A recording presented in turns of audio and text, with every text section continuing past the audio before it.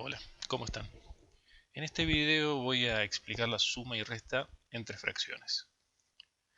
Para empezar, voy a plantear un pequeño ejemplo en el que voy a hacer una interpretación gráfica. Me refiero a esto al presentarles esta figura geométrica, este cuadrado, el cual va a representar un entero. Lo que voy a hacer ahora es en este entero representar la fracción un cuarto. Como sabemos, para ello dividiré el entero en cuatro partes iguales y tomaré solo una de ellas. Aquí pueden ver cómo quedó dividido en 4 y coloreé una de ellas de verde. De esa manera representamos en un cuarto. Ahora, en un segundo entero, voy a también representar una fracción y esta vez pensé en el 2 tercios. Es decir, que dividiré en tres partes iguales y colorearé dos de ellas. Bien, pueden ver que lo hice en una dirección diferente, lo hice verticalmente esta vez, porque me va a ayudar a explicar lo que quiero mostrar en este caso. Una vez representadas las dos fracciones que me interesan, pueden ver que si yo quisiera sumarlas, que es lo que tratamos de explicar en este video, en realidad no se podrían sumar cuartos con tercios. Porque si yo pienso en esta parte que es un cuarto y en esta otra parte que es un tercio, pueden ver que no son iguales. Claramente el tercio es más grande que el cuarto. Así que no podía simplemente sumarlos. Para explicar lo que voy a enseñar ahora, voy a pasar a dividir ambos enteros de la siguiente manera. Aquí acabo de trazar dos líneas verticales en el primer entero, de manera que me han quedado 12 partes nuevas, ¿verdad? El mismo entero que ya había dividido en cuatro partes, simplemente tracé dos líneas más verticales y ahora en lugar de estar dividido en 4 está dividido en 12. Y el segundo entero hice lo mismo, pero esta vez tracé líneas horizontales para que también me quede dividido en 12. De hecho pueden ver que este entero yo no coloreé nada nuevo y ahora no hay solamente una parte coloreada, sino que hay tres partes. ¿A qué me refiero con esto? Que el un cuarto que había representado en el primer entero se puede escribir también como 3 doceavos. ¿Por qué? Porque hay 12 partes nuevas y de esas 12 hay 3 coloreadas. Es decir que tener un cuarto o tener 3 doceavos es lo mismo. Se escriben distinto pero representan la misma parte. En matemática decimos que estas fracciones son fracciones equivalentes.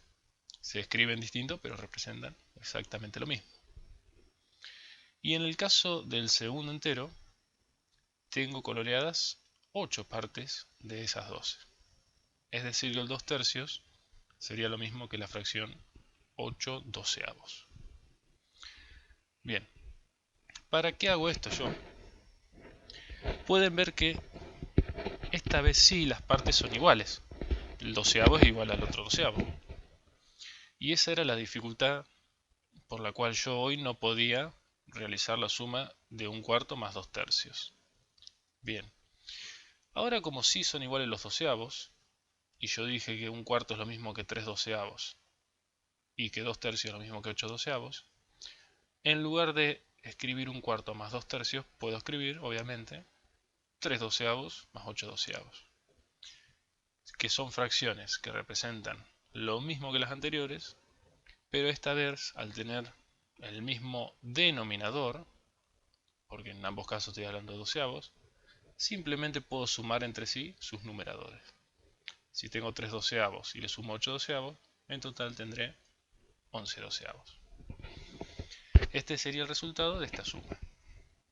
Pueden verlo también aquí gráficamente, donde simplemente junté las primeras tres partes, por un lado, y las otras 8 partes, y en total de todo el entero han quedado 11 pintadas.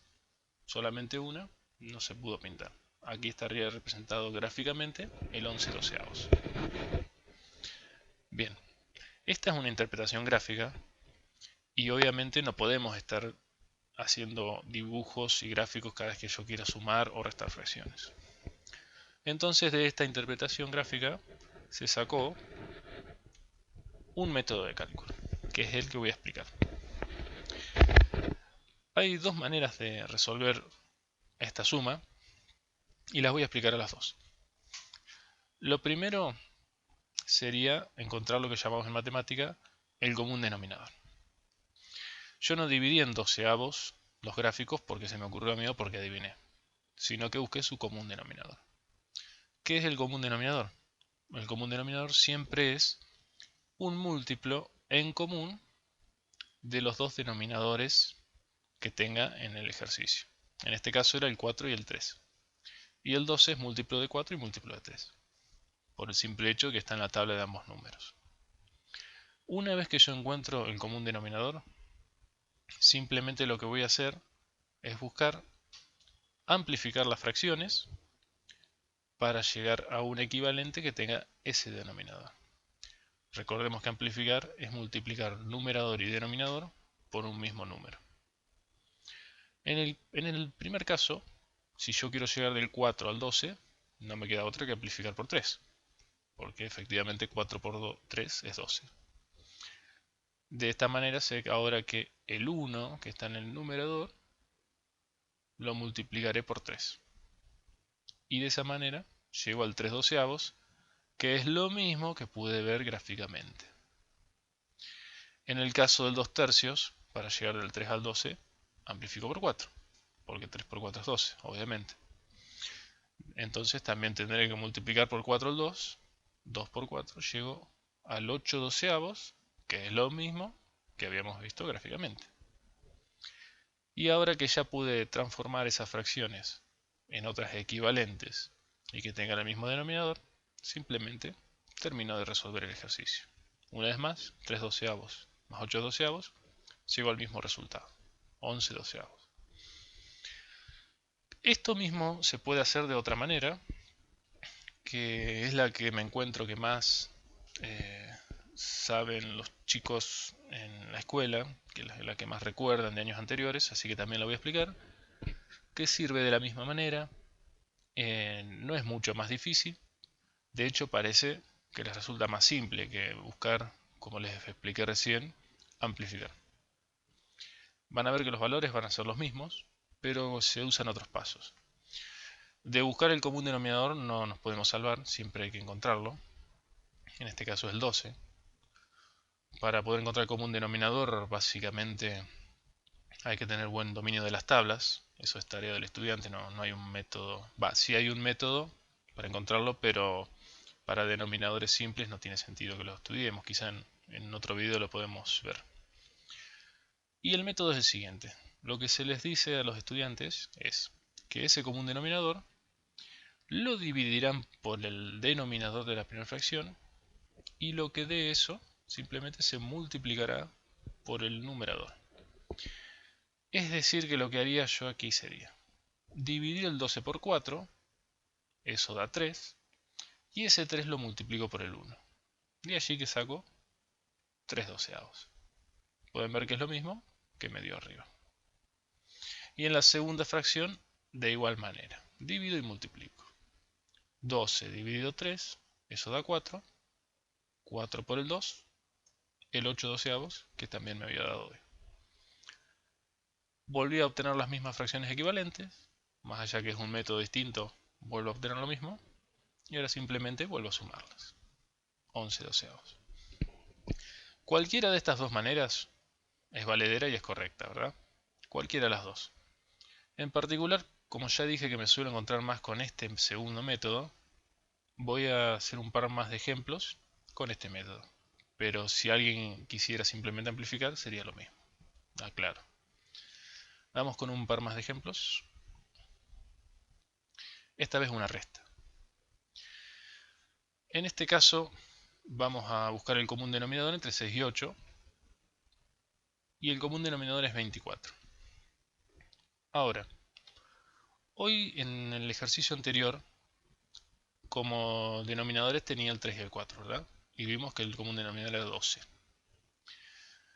Puede estar la tentación de decir, multiplico los denominadores y llevo un común denominador, porque nos dábamos cuenta que 3 por 4 era 12. En este caso, fíjense que si uno quisiera simplemente multiplicar 6 por 8, no llegaría a 24, sino que llegaría a 48. ¿El 48 es un denominador posible? Sí, sí, porque está en la tabla del 6 y del 8. Pero pueden ver que había otro denominador más pequeño, ¿verdad? Efectivamente, porque 6 por 4 es 24 y 8 por 3 es 24 también. El 24 está en la tabla del 6 y está en la tabla del 8.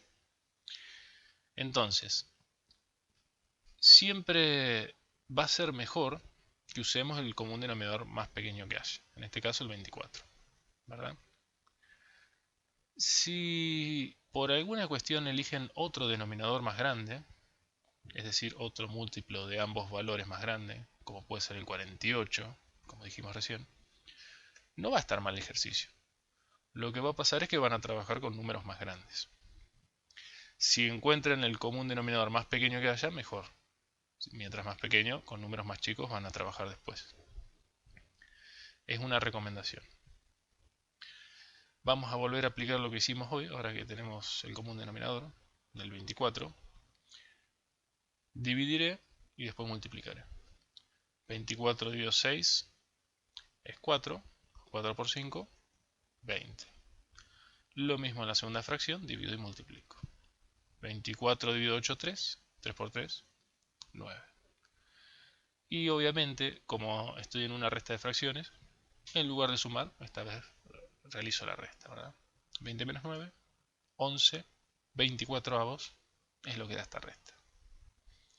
Bien, por último, quiero hacer otro ejemplo, esta vez una suma algebraica. ¿A qué me refiero con una suma algebraica? Simplemente cuando tengo a su vez restas y sumas. Bien, cuando tengo restas y sumas en un mismo ejercicio, ya no le puedo llamar solamente suma o solamente resta, recibe el nombre de suma algebraica. Aquí pensé en un décimo menos 9 cuartos más 2 enteros. Bien, la pregunta normal que surge acá es, ¿qué pasa cuando tengo un entero? Aquí tengo un número entero, el 2. No tiene denominador. Bueno, en ese caso, el denominador de cualquier número entero es el número 1, ¿verdad? Lo único que el profe generalmente no lo pone, de hecho yo nunca se los pongo a los estudiantes. Será tarea de ellos acordarse que abajo de cualquier entero hay un 1 y si quieren lo agregan. Simplemente lo escriben ellos, pero deben recordarlo. No, nunca el profesor generalmente les pone ese 1, porque es tarea del alumno recordar que cualquier número entero tiene como denominador el 1. Ya visto esto, vamos a buscar el común denominador. En este caso el más pequeño que hay es el 20, porque está en la tabla del 10 y está en la tabla del 4. Entonces es el que vamos a usar. Vuelvo a usar el mismo método. Voy a dividir y multiplicar en cada fracción. 20 dividido 10 es 2. 2 por el 1 del numerador, 2. Lo escribimos. 20 dividido 4, 5. 5 por el 9, 45. 20 dividido 1, 20. 20 por 2, 40. Bien. Ya transformé las tres fracciones y ahora queda sumar y restar. Podrían simplemente hacer 2 menos 45 más 40 y llegar a un resultado correcto, pero lo que acostumbramos a aconsejarles en matemática es que se tomen el trabajo de separar los positivos por un lado y los negativos por el otro. Es lo que yo voy a hacer y que les recomiendo. Vamos a hacernos despacio. Bien. ¿Quiénes son positivos aquí? Claramente el 40 es positivo porque tiene un signo positivo delante, el más. Y el 2 también es positivo porque no tiene ningún signo delante. Al no tener el menos simplemente ya sé que es positivo. Entonces, si tengo 2 veinteavos y 40 veinteavos, en total tendré 42 veinteavos. Solo hay una fracción negativa, así que no hace falta juntarlo con otro negativo, simplemente la escribo. Bien. Ha quedado 42 veinteavos menos 45 veinteavos. Para cualquier resta siempre al valor más grande le quito el más pequeño, es decir que a 45 le resto 42 y esto da 3 veinteavos. Pero como pueden darse cuenta, como la parte negativa es más grande, el resultado será también negativo, es decir, menos 3/20. Sí, puede sin problemas darte un resultado negativo, una suma y resta entre fracciones, o una suma algebraica como en este caso. Bien, creo que en estos ejemplos pude abarcar todo lo que me interesaba, eh, el tema del común denominador, las distintas maneras de transformar las fracciones para poder después sumar y restar, y hasta hicimos una suma algebraica con algún número entero. Recuerden que cualquiera sea el número entero que se les dé en un ejercicio, ya sea el 2 como aquí, o el 1, el 3, el 5, el 20, cualquiera, siempre debajo tiene un número 1 como denominador. Bueno, esto es todo por este video. Eh, Expliqué bastante paso a paso todo lo referente, espero que haya sido claro. Nos vemos en un próximo video.